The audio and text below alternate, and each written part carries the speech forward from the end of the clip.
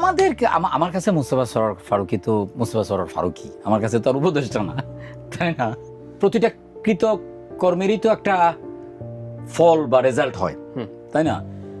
So যে যেটা করবে এটা রেজাল্ট পাবে।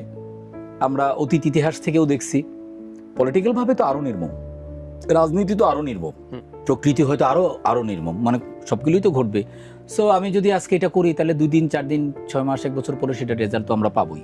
আমি ব্যক্তিগতভাবে ধরেন ওনার মন্ত্রী হওয়াটা হয়তো আমি চাই না, ব্যক্তিগতভাবে আমি নিজেও চাইনি, আমি ব্যক্তিগতভাবে চাই না, কিন্তু ওনাকে না করার রাইটস তো আমার নাই না, সেটা কারণ এটা ওনার চয়েস, রাইট রাইট। তাই না? আপনার সাথেও ওনার খুব ভালো সম্পর্ক, সো আমরা কি এটা বলবো যে না আপনি এটা হবেন না?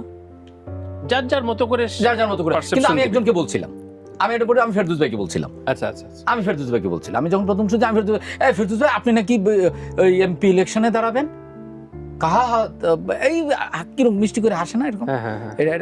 আমি কিছু আপনার আর কোনো কাম নাই, হ্যাঁ আপনি অন্য কিছু করেন, আপনি শিল্পী মানুষ, আপনি এটা কি আপনি গিয়ে হাজী সেলিমের সাথে বসবেন তাহলে আপনার শিল্পীর সত্তা থাকবে? এটা আপনি কি শিল্পী মানুষ, আপনি গোলাপ ফুলকে তো গোলাপই বলবেন, কোদাল বলবেন, তো আপনার সাথে তো এটা যায় না। গভীর একটা কথা বলে